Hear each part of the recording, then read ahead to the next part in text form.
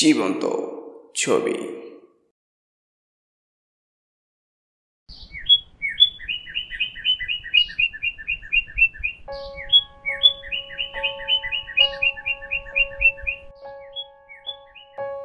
কৌরব আর করবীর ছোট্ট সংসার, বলা চলে ওদের সুখের সংসার।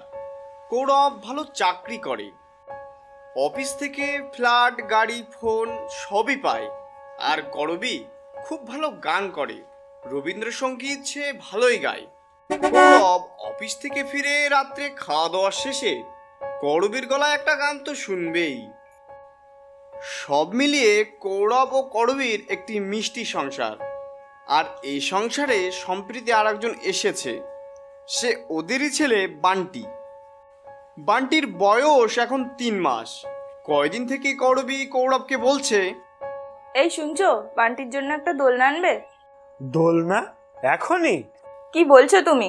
বান্টির দোলনায় দোল খাওয়ার এই তো বয়স। কখনো ঘুমাবে, কখনো কাঁদবে, কখনো খেলবে, কখনো হাসবে। না না, আমার বান্টির জন্য দোলনা এক্ষুনি চাই। আচ্ছা বেশ, দেখি আর যদি অফিস থেকে ফেরার পথে সময় করে উঠতে পারি তাহলে বান্টির জন্য দোলনা অবশ্যই নিয়ে আসবো। না না, সে হবে না, আমি তোমার সঙ্গেই যাব। বান্টির দোলনা আমরা দুজনে একসঙ্গে পছন্দ করে কিনবো। আচ্ছা বেশ, তো তাহলে আর 2 দিন অপেক্ষা করো। আজ বৃহস্পতিবার, সামনের শনিবার তুমি 2টো নাগাদ আমার অফিসে চলে আসবে। ওখান থেকে বেরিয়ে পছন্দ মতো বান্টির জন্য দোলনা কিনে নেব। এর আগে আমার আর সময় হবে না। হ্যাঁ, সেই ভালো, শনিবারেই তাহলে বেরোবো। শনিবার নির্ধারিত সময়ে কৌরব ও করবী দুইজনার দোলনা কিনতে বেরোলো।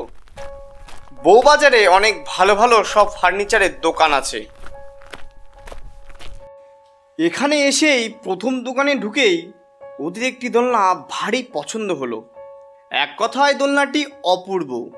তবু করবী কৌরবকে বলে, চলো আরো কয়েকটা দোকান ঘুরে দেখি, যদি এর থেকে আরো ভালো কিছু পাই।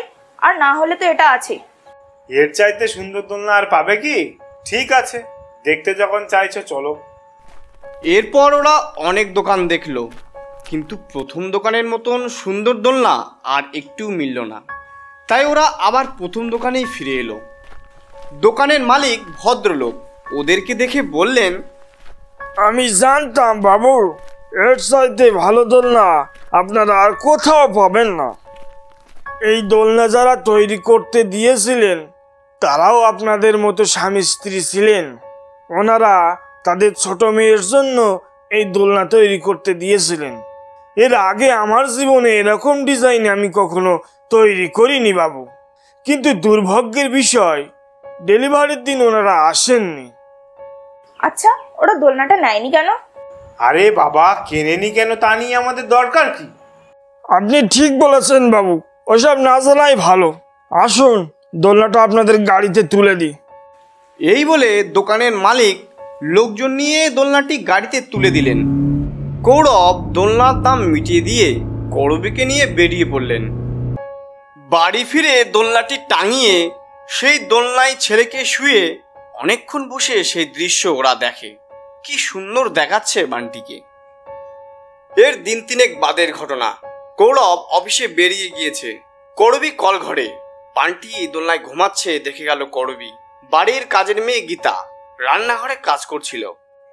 করবী কলঘর থেকে গীতাকে ডেকে বলে, গীতা, দোলনায় বান্টি একলা ঘুমাচ্ছে, একবার দেখে আয় তো হিসি করে তার মধ্যে শুয়ে আছে কিনা। ঠিক আছে, যাচ্ছি বৌদি। এর কিছুক্ষণ পরে করবীদের শোবার ঘর থেকে গীতার চিৎকার শোনা যায়, বৌদি শিগগিরই এসো, বান্টির দোলনায় কে শুয়ে আছে। কি বলছিস তুই? ঠিক বলছি, দোলনায় বান্টি নেই, বান্টির বদলে একটি ফুটফুটে সুন্দর মেয়ে শুয়ে আছে। কলঘর থেকে একেবারে হুমড়ি খেয়ে ছুটে এলো করবী।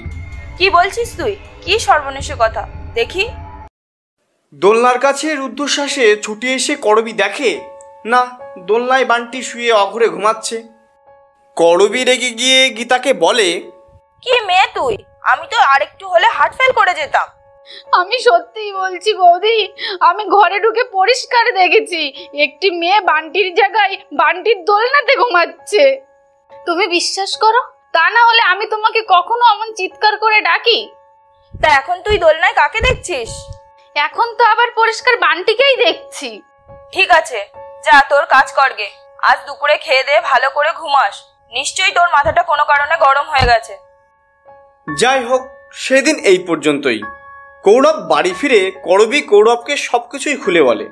তবে কৌরব সবকিছু শুনে কোনো গুরুত্বই দিল না। আবার বেশ কয়েকদিন পরে আবার একটি ঘটনা ঘটল। কৌরব যেমন অফিসে যায় তেমনই বেরিয়ে গিয়েছে। বান্টিকে দোলনায় ঘুম পাড়িয়ে শুয়ে দিয়ে রান্নাঘরে দুপুরে কিছু কাজ সারতে গিয়েছে করবী। তারপর গীতাকে আরও কিছু কাজ দিয়ে নিজের ঘরে গেল করবী। তারপর করবীর বিরাট চিৎকার, গীতা, গীতা! কি হয়েছে বৌদি, কি হলো? সঙ্গে সঙ্গে গীতা ছুটে আসে। করবী তখন ভয়ে কাঁদছে। কোনোরকম ভয় ও কান্না জড়িত কণ্ঠে গীতাকে বলে, দেখ গীতা দেখ, বান্টির দোলনায় ও কার মেয়ে শুয়ে আছে? আমার বান্টি কোথায়? বান্টি, বান্টি! কি যাতা বলছো বৌদি? এ তো আমাদের বান্টিই শুয়ে আছে দোলনায়। কি সুন্দর ঘুমাচ্ছে, দেখো না বৌদি, দেখো। তুই ঠিক বলছিস? ঠিক দেখছিস? আমার বান্টি দোলনায় শুয়ে আছে? হ্যাঁ বৌদি, তুমি দেখো।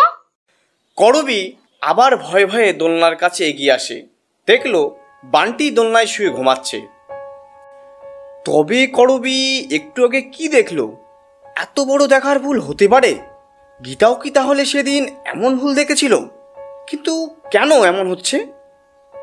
অফিসে কৌরবকে ফোনে সব কিছুই খুলে বলল। কৌরব ব্যাপারটিতে কোনো গুরুত্বই দিল না। ও কিছু না, বান্টিকে আমরা সবাই প্রায় চোখেই হারাই, তাই এমন সব দেখছো তোমরা।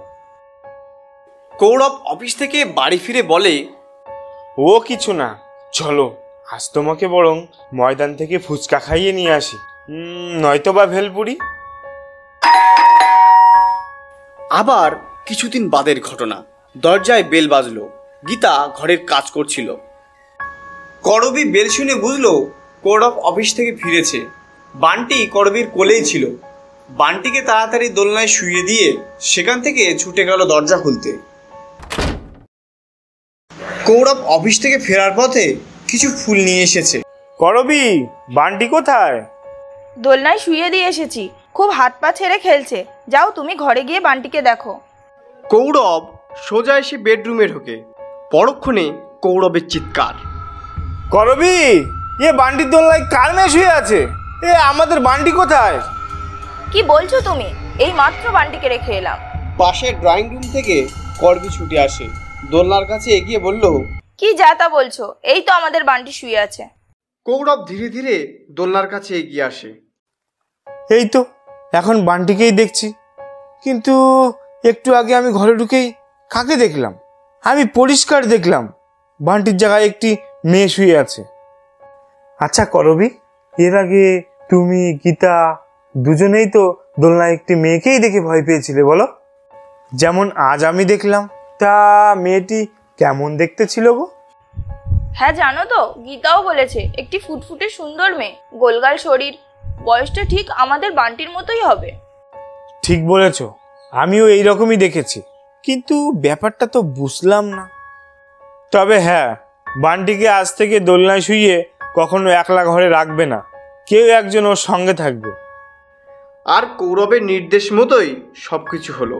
বান্টিকে কখনো আর একা রাখা হয় না। করবীর মা থাকেন বালিগঞ্জে। খবর শুনে তিনি ওদের বাড়ি থেকে একটি কাজের ছেলেকে করবীর কাছে পাঠিয়ে দিয়েছেন। ছেলেটির নাম রাজেশ। রাজেশ সারাদিন বান্টির কাছেই বসে থাকে। অবশ্য এরপর থেকে এমন কোনো ঘটনা আর ঘটেনি। এর কিছুদিন বাদের ঘটনা। অনেকদিন থেকেই কৌরব ও করবী ভাবছিল তারা বাড়ির সবাই মিলে ছুটির দিনে দূরে কোথাও ঘুরতে বেরোবে।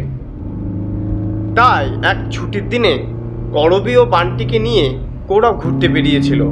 ওদের সঙ্গে গীতা ও রাজেশও ছিল। সারাদিনটা খুব আনন্দেই কাটলো। খুব ভোরে বেরিয়েছিল। সন্ধ্যা হওয়ার আগেই তারা বাড়ি ফিরল। কিন্তু এ কি, বাড়ি ফিরে দেখলো ওদের ফ্ল্যাটের সামনে অনেক লোকজন দাঁড়িয়ে। আমাদের বাড়ির সামনে এত লোক কেন?